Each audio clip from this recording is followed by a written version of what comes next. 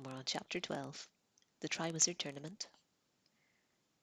Through the gates, flanked with statues of winged boars, and up the sweeping drive, the carriages trundled, swaying dangerously on what was fast becoming a gale.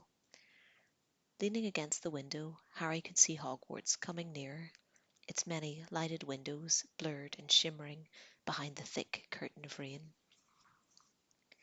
Lightning flashed across the sky as their carriage came to a halt before the great oak front doors, which stood at the top of a flight of stone steps.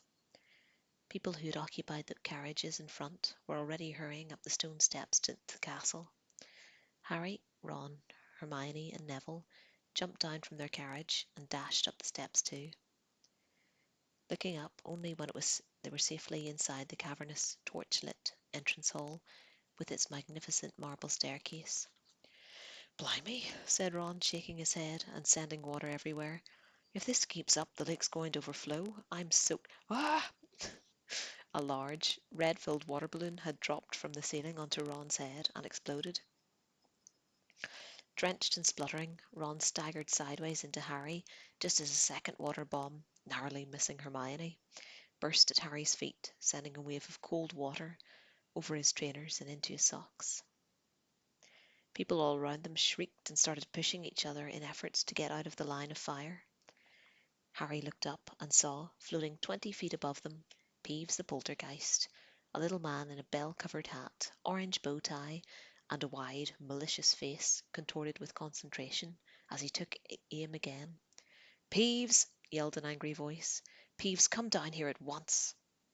Professor McGonagall, deputy headmistress and head of Gryffindor House, had come dashing out of the great hall. She skidded on the wet floor and grabbed Hermione around the neck to stop herself from falling. "Ouch! Sorry, Miss Granger." "That's all right, Professor," Hermione gasped, massaging her throat. "Peeves, get down here. Now!" barked Professor McGonagall, straightening her pointed hat and glaring upwards through her square-rimmed spectacles. "Not doing nothing," cackled Peeves, lobbing a water bomb at several fifth-year girls, who screamed and dived into the great hall. Already wet, weren't they? Little squirts. Whee! And aimed another bomb at a group of second years who had just arrived. "I shall call the headmaster," shouted Professor McGonagall. "I'm warning you, Peeves." Peeves stuck out his tongue, threw the last of his water bombs into the air, and zoomed off up the marble staircase, cackling insanely. "Well, move along then," said Professor McGonagall sharply to the bedraggled crowd. "Into the great hall. Come on." Harry, Ron, and Hermione slipped and skidded across the entrance hall through the double doors on the right, Ron muttering furiously under his breath as he pushed his sopping hair out of his face. The great hall looked its usual splendid self, decorated for the start of the first term feast.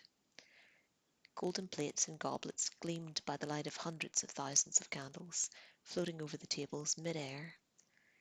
The 4 long house tables were packed with chattering students.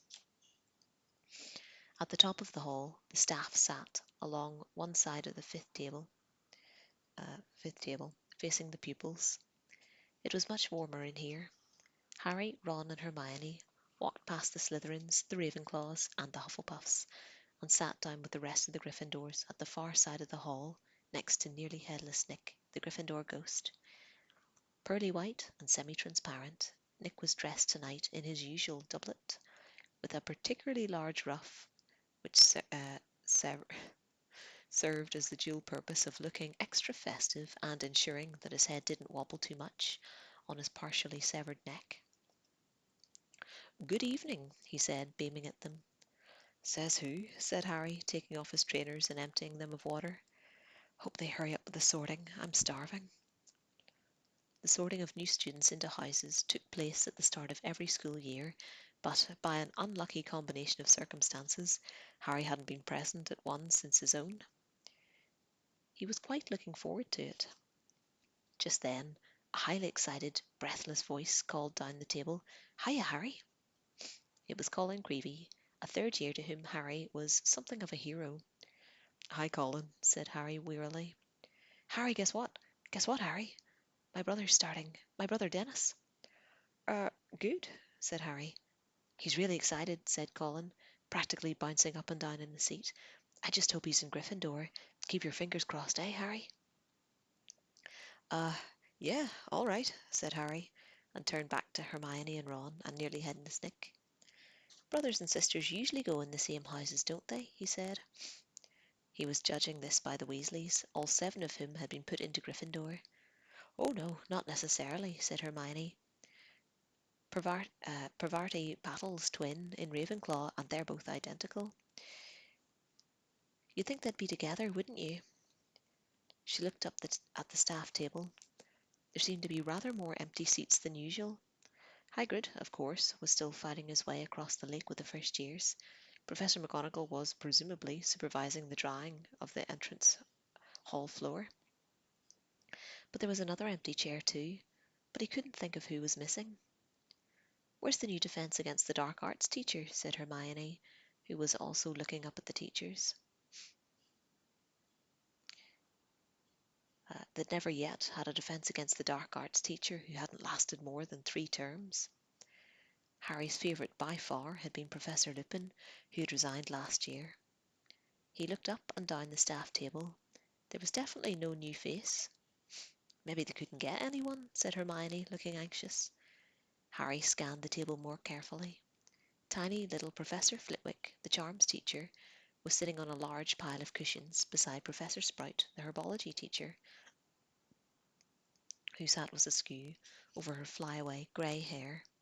She was talking to Professor Sinistre of the astronomy department. On Professor Sinistra's other side was the sallow-faced, hook-nosed, greasy-haired potions master, Snape, Harry's least favourite person at Hogwarts. Harry's loathing of Snape was matched only by Snape's hatred of him, a hatred which had, if possible, intensified last year when Harry had helped Sirius escape right under Snape's overlarge nose. Snape and Sirius had been enemies since their own school days. On Snape's other side was an empty seat, which Harry guessed was Professor McGonagall's.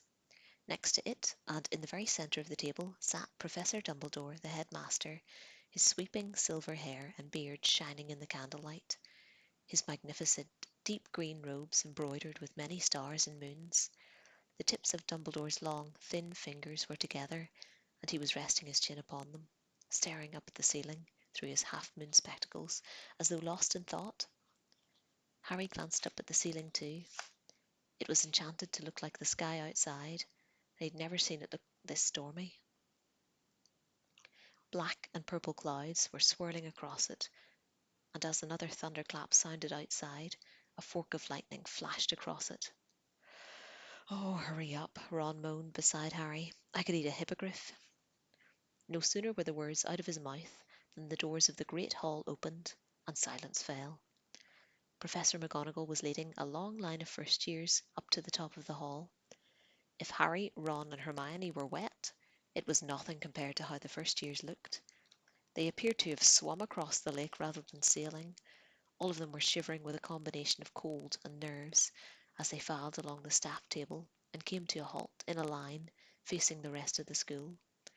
All of them except the smallest boy, with mousy hair, who was wrapped in what Harry recognised as Hagrid's moleskin coat. The coat was so big for him that it looked as though he was draped in a black furry marquee, and his face protruded from over the collar, looking almost painfully excited.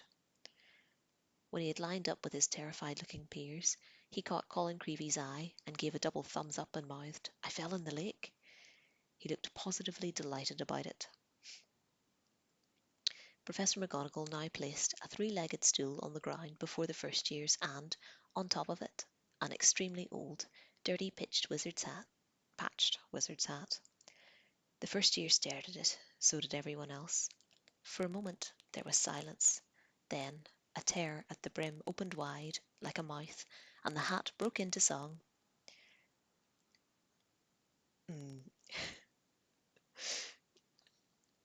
1,000 years or more ago, when I was newly sown, there lived 4 wizards of renown, whose names are still well known.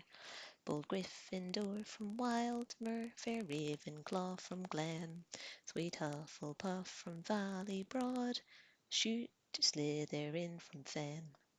They shared a wish, a hope, a dream.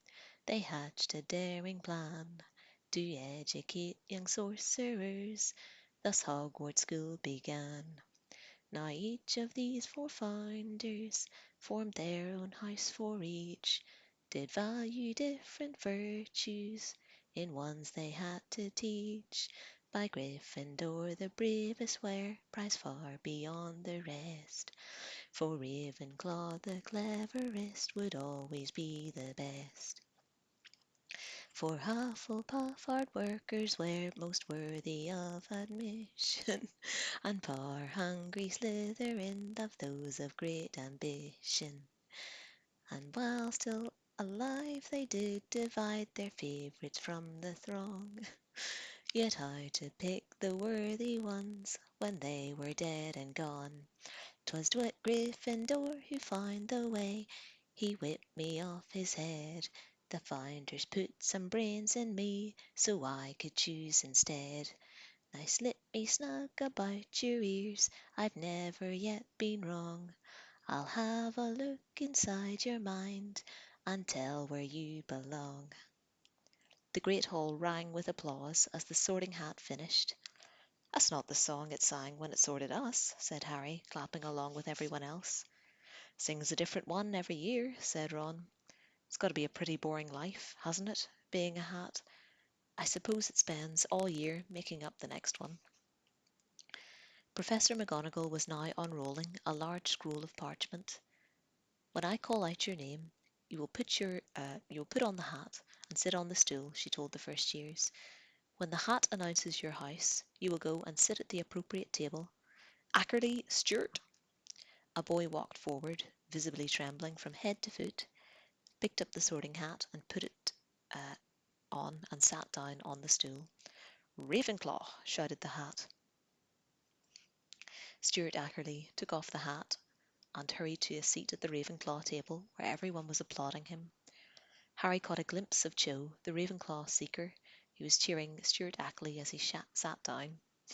That could have been bad, couldn't it? For a fleeting second, Harry had a strange desire to join the Ravenclaw table too. Baddock Malcolm? Slytherin! The table at the other end of the hall erupted with cheers. Harry could see Malfoy clapping as Baddock sat down with the Slytherins. Harry wondered whether Baddock knew what Slytherin house had turned out more dark wizards and witches than any other. Fred and George hissed Malcolm Baddock as he sat down. Branstone Eleanor? Hufflepuff. Caldwell Owen? Hufflepuff. Creevy Dennis? Tiny Dennis Creevy staggered forward, tripping over Hagrid's moleskin, just as Hagrid himself sidled into the hall through the doors just behind the teacher's table, about twice as tall as a normal man, and at least 3 times as broad.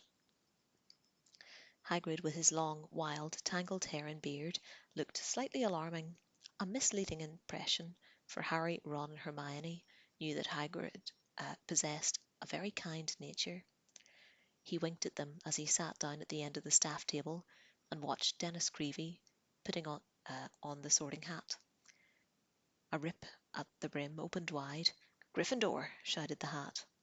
Hagrid clapped along with the Gryffindors as Dennis Creevy, beaming wildly, took off the hat and placed it back on the stool and hurried over to join his brother. "Colin, I fell in," he said shrilly, throwing himself into an empty seat.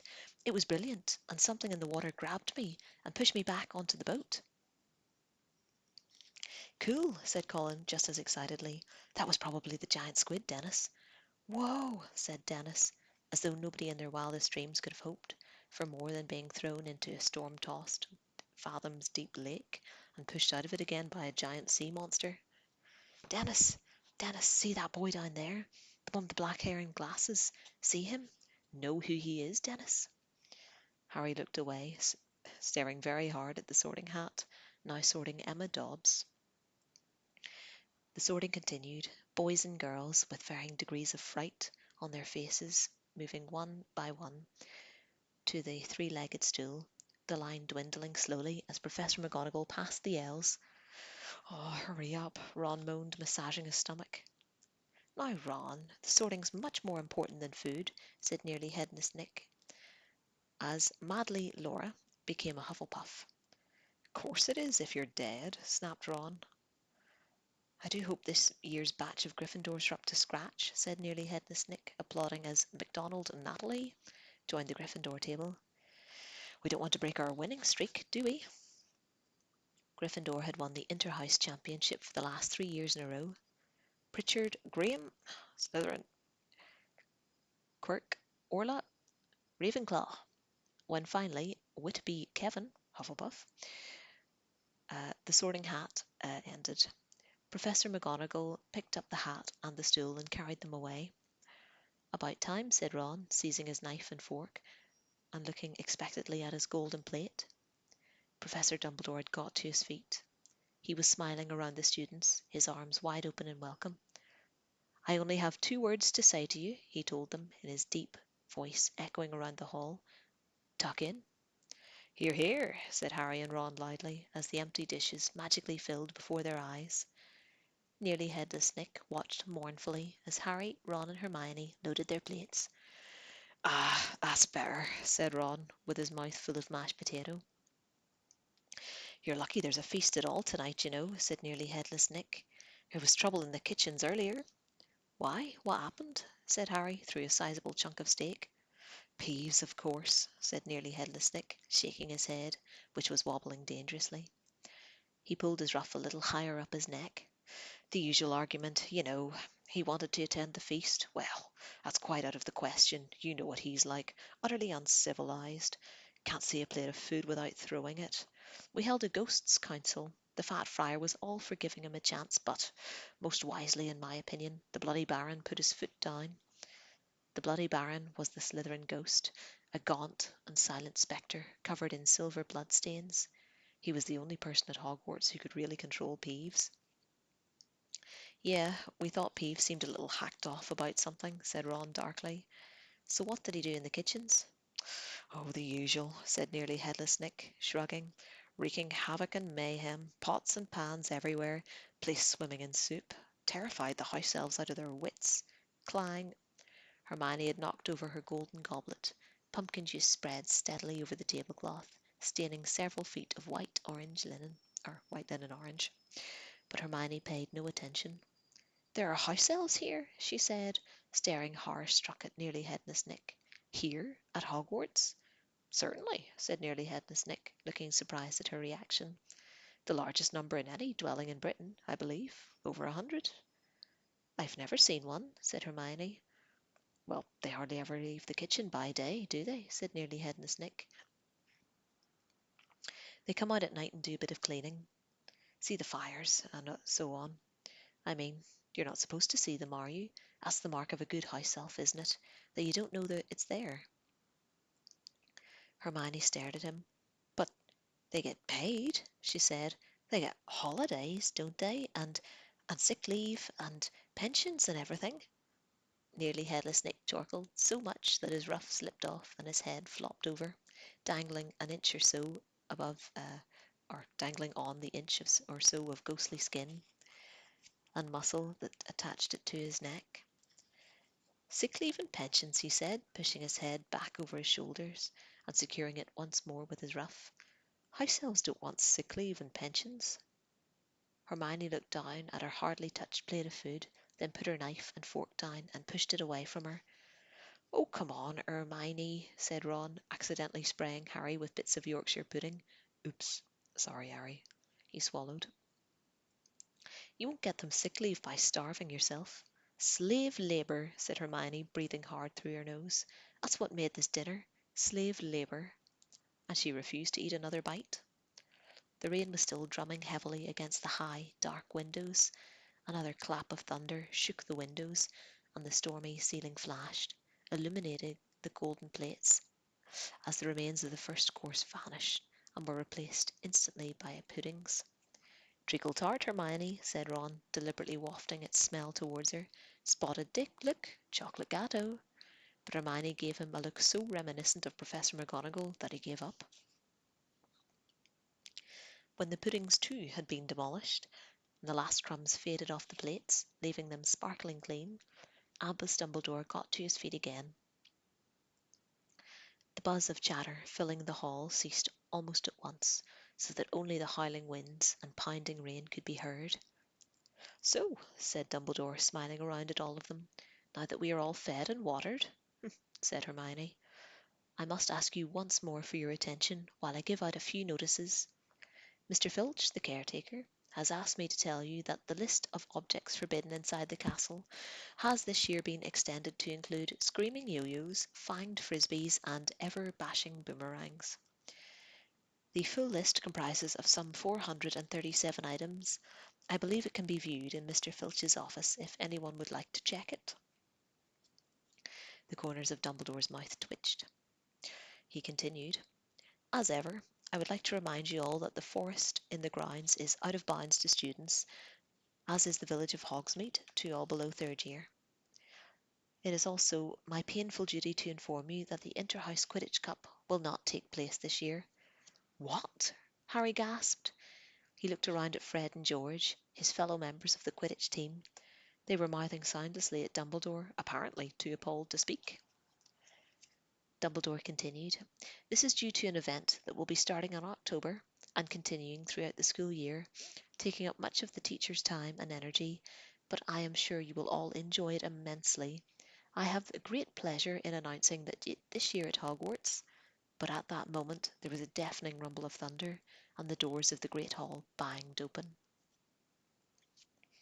A man stood in the doorway, leaning upon a long staff, shrouded in a black travelling cloak. Every head in the great hall swiveled towards the stranger, suddenly brightly illuminated by a fork of lightning that flashed across the ceiling. He lowered his hood and shook out a long mane of grizzled, dark hair, and then began to walk up to the teacher's table. A dull clunk echoed through the hall, on this and or his every other step. He reached the end of the top table, turned right, and limped heavily towards Dumbledore. Another flash of lightning crossed the ceiling. Hermione gasped. The lightning had thrown the man's face into sharp relief, and it was a face unlike Harry had ever seen. It looked as though it had been carved out of weathered wood by someone who had only the vaguest idea of what human faces were supposed to look like, and was none too skilled with the chisel. Every inch of skin seemed to be scarred. The mouth looked like a diagonal gash, and a large chunk of his nose was missing. But it was the man's eye that made him frightening. One of them was small, dark, and beady, and the other was large, round as a coin, and vivid electric blue. The blue eye was moving ceaselessly, without blinking, and was rolling up and down, from side to side, quite independently of the other normal eye, and then it rolled right over, pointing to the back of his head, so that all they could see was whiteness. The stranger reached Dumbledore. He reached out a hand that was as badly scarred as his face, and Dumbledore shook it, muttering words Harry couldn't hear. He seemed to be making some inquiry of the stranger, who shook his head unsmilingly and replied in a small undertone. Dumbledore nodded and gestured the man to an empty seat on his right-hand side. The stranger sat down and took his mane of dark hair out of his face, and pulled a plate of sausages towards him, raised it to what was left of his nose and sniffed it, then took a small knife out of his pocket, speared a sausage with the end of it, and began to eat. His normal eye was fixed on the sausages, but the blue eye was still darting restlessly around in its socket, taking in the hall and the students. "May I introduce our new defence against the dark arts teacher," said Dumbledore brightly, into the silence, "Professor Moody." It was usual for new staff members to be greeted with applause, but none of the staff or students clapped except Dumbledore and Hagrid. Both put their hands together and applauded, but the sound echoed dismally into the silence and stopped fairly quickly. Everyone else seemed too transfixed by Moody's bizarre appearance to do anything more than stare at him. "Moody?" Harry muttered to Ron. "Mad-Eye Moody? The one your dad went to help this morning?"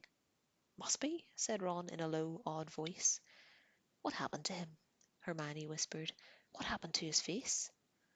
Dunno, Ron whispered back, watching Moody with fascination. Moody seemed totally indifferent to his less than warm welcome. Ignoring the jug of pumpkin juice in front of him, he reached again into his travelling cloak and pulled out a hip flask and took a long draught of it.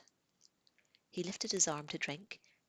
His cloak was pulled a few inches from the ground, and Harry saw, below the table, several inches of carved wooden leg, ending in a clawed foot. Dumbledore cleared his throat again.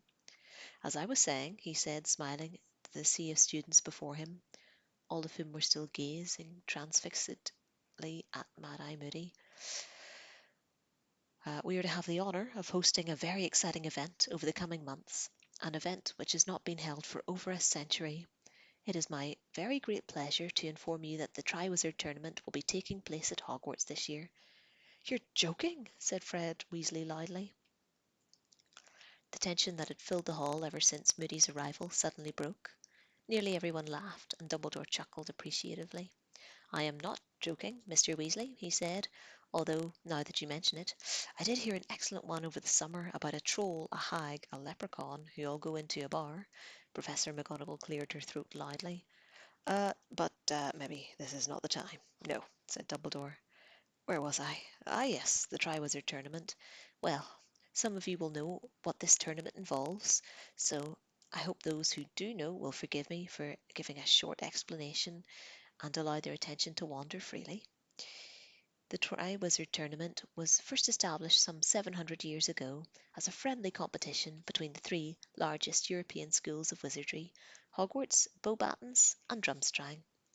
A champion was selected to represent each school, and the three champions competed in three magical tasks. The schools took turns to host the tournament once every 5 years, and it was generally agreed to be the most excellent way of establishing ties between young witches and wizards of all different nationalities, until, that is, the death toll mounted so high that the tournament was discontinued. Death toll? Hermione whispered, looking alarmed, but her anxiety did not seem to be shared by the majority of students in the hall. Many of them were whispering excitedly with each other, and Harry himself was far more interested in hearing about the tournament than worrying about deaths that had happened hundreds of years ago. There have been several attempts over the centuries to reinstate the tournament, Dumbledore continued, none of which have been very successful. Sorry, pardon me.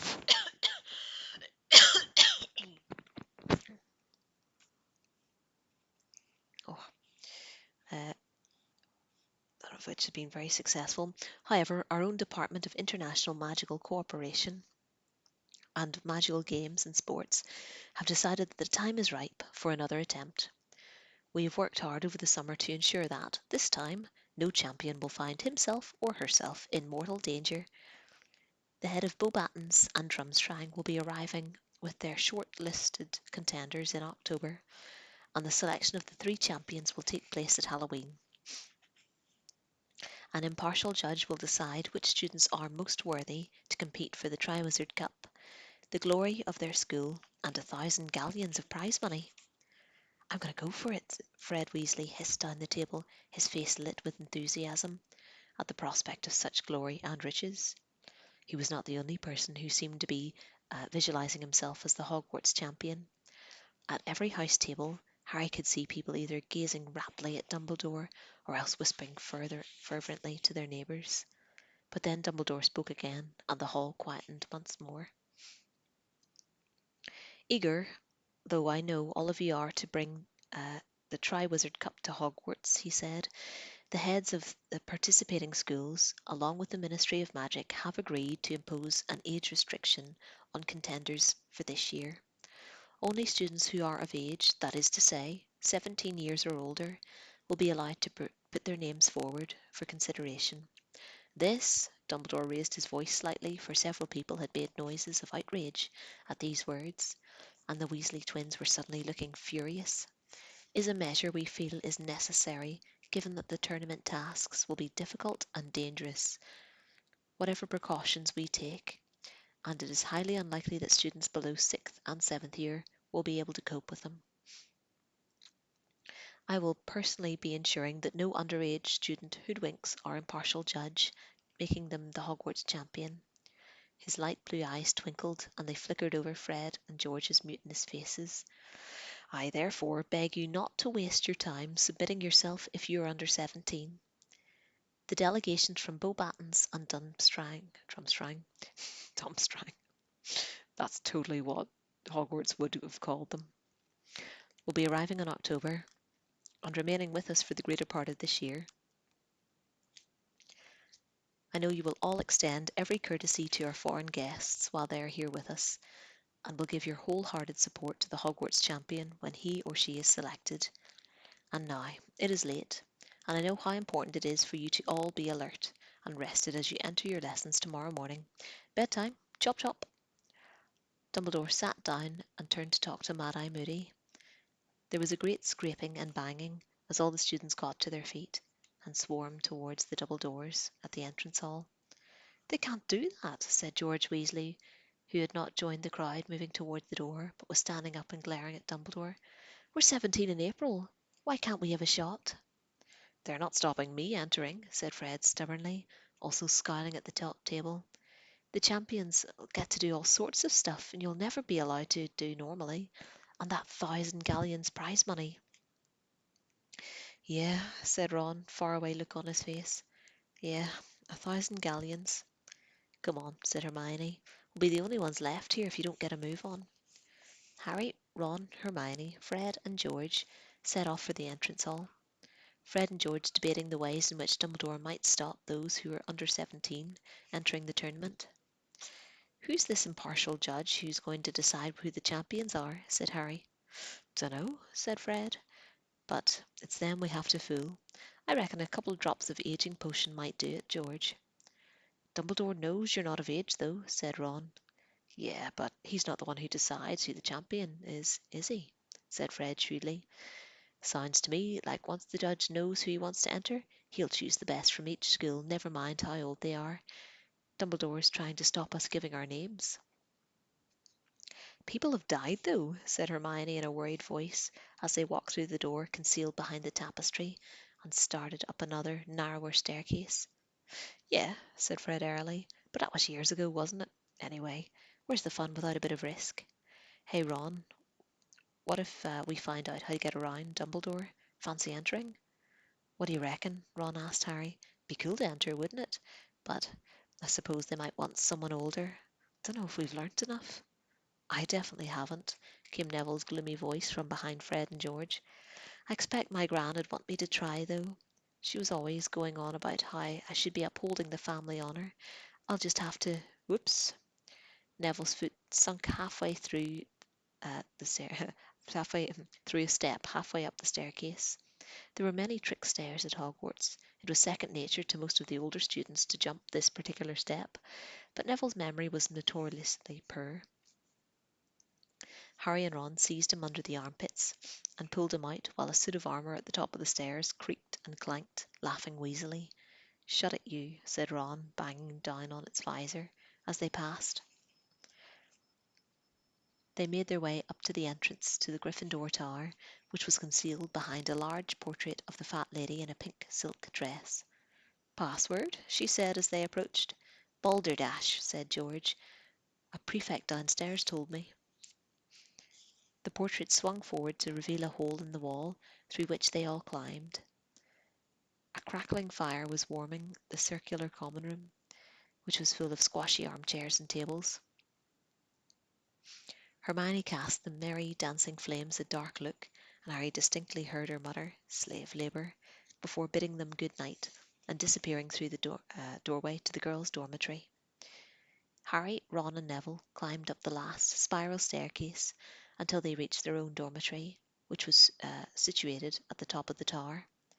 5 four-poster beds with deep crimson hangings stood against the walls, each with its owner's trunk at the foot. Dean and Seamus were already getting into bed. Seamus had pinned his Ireland rosette to his headboard, and Dean was tacking up a poster of Victor Crumb over his bedside table. His old poster of West Ham football team was pinned right next to it. Mental, Ron sighed, shaking his head at the completely stationary soccer players. Harry, Ron, and Neville got into their pyjamas and into bed. Someone, a house elf no doubt, had placed warming pans between the sheets.